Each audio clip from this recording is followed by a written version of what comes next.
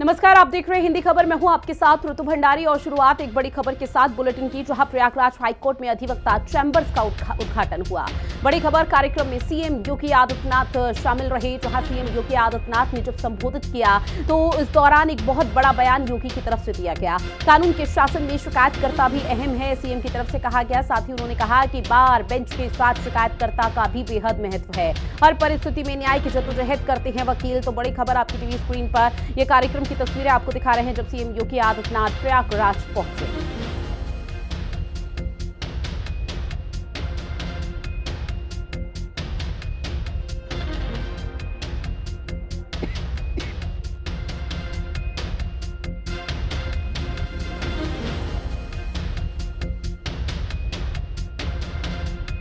बड़ी खबर लगातार आप तक साझा कर रहे हैं, जहां प्रयागराज के दौरे पर आज सीएम योगी आदित्यनाथ थे और इस दौरान आपको बता दें कि इलाहाबाद हाईकोर्ट को नई सुविधाएं यहां पर योगी की तरफ से दी गई हैं। 3 अन्य जनपदों के लिए उन मामलों को भी बड़ी कृपा से यहां से वे मामले न्यायालय में ही लंबित थे, उनका निस्तारण भी हो चुका है और उनको भी हम लोग उन जनपदों में दे रहे हैं। ये अपने आप में एक मॉडल बनने जा रहा है, क्योंकि इंटीग्रेटेड कोर्ट कॉम्प्लेक्स जब बनेगा, एक छत के नीचे सभी प्रकार की सुविधाएं, न्यायिक कार्यों से संबंधित सुविधाएं वादकारी को वहां प्राप्त हो पाएंगी।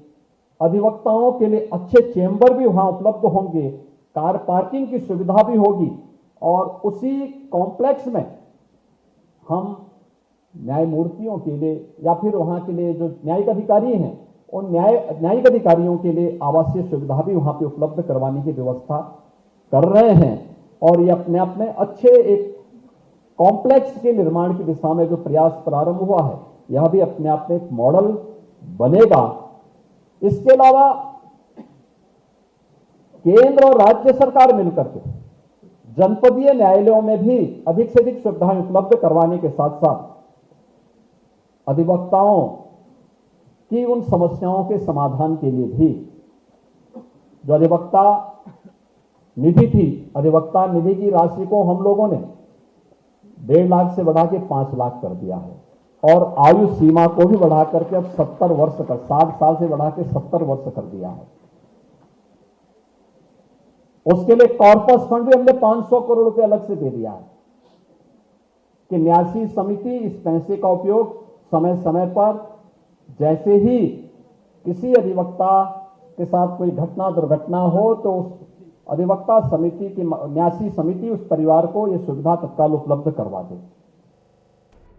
अगली बड़ी खबर, जहां दिव्यांगजनों के हित में काम कर रही है योगी सरकार। बड़ी खबर आप तक पहुंचा रहे हैं। दिव्यांगों की समस्याएं रिकॉर्ड समय पर पूरी हो रही हैं। उनकी जो भी समस्या है उसका समाधान किया जा रहा है। 2600 से ज्यादा समस्याएं अब तक हल की जा चुकी हैं। सीएम योगी आदित्यनाथ के नेतृत्व में तेजी से काम किया जा रहा है। तो बड़ी खबर आपकी टीवी स्क्रीन पर, जहां दिव्यांगजनों की तमाम समस्याओं का समाधान तुरंत किया जाता है। किसी भी तरह की कोई लापरवाही या हीला हवाली की तस्वीरें इस दौरान देखने को नहीं मिलती है। राहुल मेरे सहयोगी हमारे साथ ज्यादा जानकारी के साथ जुड़े हुए हैं। राहुल, क्या कुछ जानकारी जहां पर दिव्यांगजनों की सभी समस्याओं का रिकॉर्ड समय पर समाधान निकाला जाता है?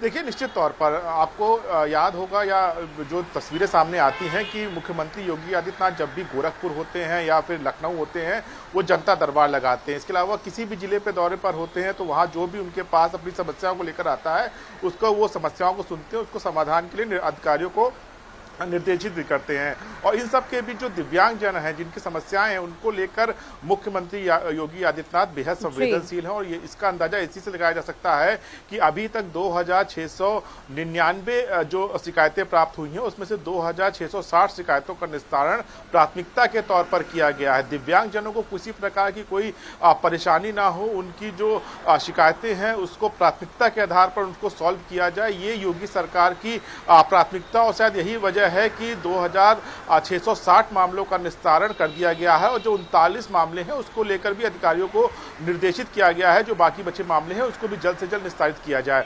इन सब के बीच IGRS जो मंच है वो एक सशक्त मंच बना है दिव्यांगजनों के लिए। मुख्यमंत्री पोर्टल है, इसके अलावा अन्य जो तमाम पोर्टल है जिस पर शिकायत की जा सकती है, उसमें दिव्यांगजनों की शिकायतों को जो अधिकारी हैं वो प्राथमिकता से ले रहे हैं। सीएम योगी आदित्यनाथ खुद उन शिकायतों की मॉनिटरिंग कर रहे हैं, उन शिकायतों शिकायतों का जल्द से जल्द निस्तारण करने के लिए निर्देश भी दे रहे हैं। और शायद यही वजह है कि जो दिव्यांगजनों की शिकायतें हैं उसमें एक बेहतर प्रदर्शन उत्तर प्रदेश ने किया है और ज्यादा से ज्यादा मामलों को जल्द से जल्द निस्तारित करके दिव्यांगजनों के चेहरे पर मुस्कान लाने का काम उत्तर प्रदेश सरकार ने किया। और यही नतीजा है कि एक रिकॉर्ड है कि 2699 शिकायतों में से 2660 शिकायतों का निस्तारण प्राथमिकता के आधार पर जल्द से जल्द किया गया है। जी और बिल्कुल राहुल, न सिर्फ देखिए दिव्यांगजन बल्कि जो भी फरियादी या फिर जो भी लोग अपनी समस्याओं को सीएम योगी के समक्ष रखते हैं तो उनके बीच एक मैसेज देने की कोशिश खुद सरकार की तरफ से की जाती है कि वो एक मसीहा है और निश्चित तौर पर वो मसीहा के तौर पर जो उत्तर प्रदेश वासी हैं वो योगी आदित्यनाथ को देख रहे हैं। और शायद एकमात्र यही वजह कि ज्यादा से ज्यादा लोग सीएम के सामने पहुंचते हैं, वहां पर अपनी परेशानियों को रखते हैं कि कम से कम और कहीं अगर हमारी समस्याओं का हल नहीं हुआ तो सीएम के समक्ष अब अपनी परेशानियों को रखेंगे तो समाधान जरूर निकलेगा।